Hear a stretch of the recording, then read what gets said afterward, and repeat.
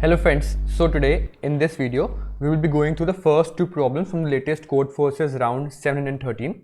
The first problem is spy detected. The problem is not too difficult. It's a very simple A problem. It states that you are given more than 3 numbers in an array and you have to find out like every number is repeated except one. So as you can see in this, every number is repeated and only one number is not repeated. So as you can see in this array, like all are 11s except one, which is 13, all are 4 except one, which is fun, and so on. So you just have to return out the number or the element which is occurring only once. You have to return out its index, and the number of the arrays are like the indexes are from 1. Okay, so what you can easily do here is just find out, like there are multiple ways to solve this problem out. You can make a map and store the frequency of every number and then find out the number which has only frequency equal to 1, and then iterate over the whole array and find out what element is that which you have to find out that whose frequency equal to 1. But I don't know why this problem has some like wrong hacking problem. So this problem got hacked for everyone. As you can see, the first problem is hacked for everyone. Okay, so like my problem is also hacked by someone. So but yeah, that's no problem. Like it is also given in the problem that A and G are, there are some invalid hacks, so it will be rectified soon. But I hope you understand the logic part. Though it is hacked, but like you can see out the code, it is not wrong. You can first find out the frequency of every number and then just iterate over the map which is storing out the frequency, and whenever you find out that okay, the frequency equal to 1, that means that I dot second is the frequency and I dot first is the number itself.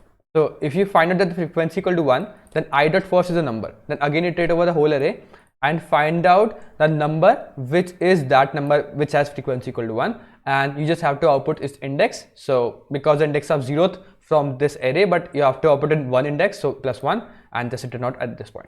I hope you understand the first part. It's not too difficult. Second problem is a little bit not too tricky, but you just have to draw some examples to even make it more clear. It states that you are given some grid and there are 2 stars in it, and you have to mark out 2 more stars in this grid such that all the 4 stars will form a rectangle. So like the stars can be any of the 2 stars of the rectangle, and you have to form the rectangle by drawing out the other 2 stars. Now like there can be some cases, like there are not too much cases, and you just have to find out what are the different cases you have to write the code for. So what you can see here is the stars can be either the diagonal part, or the stars can be of the same row of the same column. That's it. Like it is only those cases out. So you just have to deal out all those cases out, and then that's the problem. So if let's assume that this is so as you can see, if this is the grid, okay, and then let's assume that the stars are on the same row. Like on the same row means that one star is this and one star is this.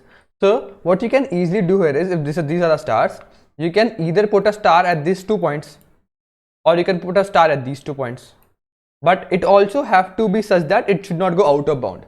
So what you can easily do here is just check that whether the star is at the 0th index, like on the 0th row. If they are on the 0th row, then what you can do, just make the stars on the 0 plus 1, which is like the first row, at the same column position. Else we have to ensure that the stars have the same row, like both the stars should have the same row. You can first find out the coordinate for both the stars. You can easily find out iterating with the whole array or the whole matrix and find out the coordinates for both the stars. If they have the same row coordinate and the row coordinate is equal to 0, then just make the 2 stars at the first row and that's it. Or else if the stars are at any other coordinate except the 0th coordinate, like let's assume at this point, then just draw the stars at the 0th row at the same column. I hope you understand. Else the other case is both the stars are at the same column. So we do the same thing here also. If the stars are at the 0th column, then draw the other stars at the 0 plus 1, which is like the first column, the same row position. Else if they are on any other row, like columns like this, then draw the stars at the 0th column on the same row. Now this is the second case. The third case can be they are on the diagonal, okay, like this part. So you have to draw 1 star here and 1 star here.